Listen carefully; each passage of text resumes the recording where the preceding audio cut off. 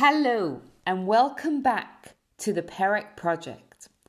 I'm Gila Ross, host of the Power Up podcast. And in the Perek Project, we examine timeless wisdom from Pirkei Avot, from Ethics of the Fathers, and we look at how it relates to our lives. And we've discovered how much relatable wisdom there is in it. And in this episode, I can't wait to share an amazing story that I just recently heard. Let me ask you a question. Can a miracle change your life? I remember a few years ago, I was going through a very stressful situation, and I kept thinking to myself, what am I supposed to do with this? What does God want from me? If only I had a sign, it would make things so much easier. So let's look at whether there's any truth to that. Would witnessing a miracle actually change a person's life? So we're going to look at the case study of when the Jews came out of Egypt, because we're told, the Mishnah says, that when God took the Jews out of Egypt, he took them out with 10 miracles, the 10 plagues, and he saved the Jews from suffering through those 10 plagues. And also there were 10 miracles that were involved in the splitting of the sea. Incidentally, these 10 miracles relate to the 10 statements that God used to create the world, and it shows us that just like God created the world in its totality, it shows that God directs everything. And what we see with the miracles with Egypt is that God saved us from both the Egyptians, from people, and God also saved us at the splitting of the sea from nature, to show us that in life we sometimes have different types of opposition. Sometimes the opposition comes from nature, but sometimes the opposition comes from people. But these miracles showed us that God is in control of both, and God directs our life and can save us from both. So let's look at what happened to the people that witnessed these 10 amazing miracles. The miracles of the 10 plagues, and the 10 miracles of the splitting of the sea. So that we're told what happens next is that they go through the desert.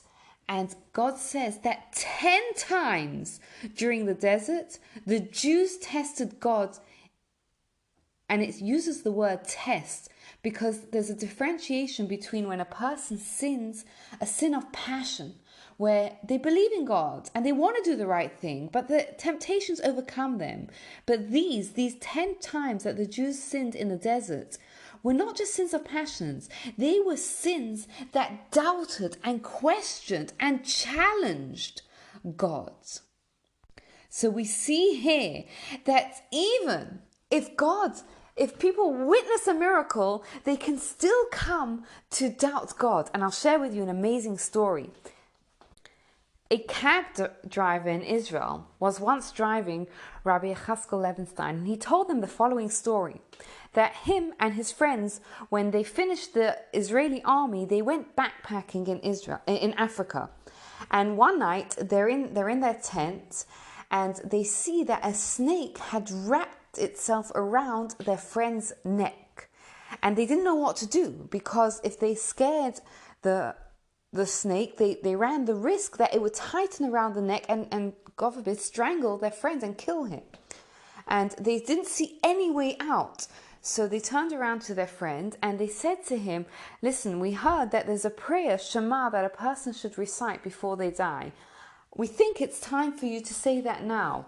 And their friend, who realized how dire the situation was, started to say, Shema Yisrael, Hashem Elokeinu, Hashem Echad. And at that point, the snake unwrapped itself around their friend's neck and slithered away. And the cab driver turned to the rabbi and he said, it was an open miracle. And you should know that open miracle changed my friend's life. He went and he became religious.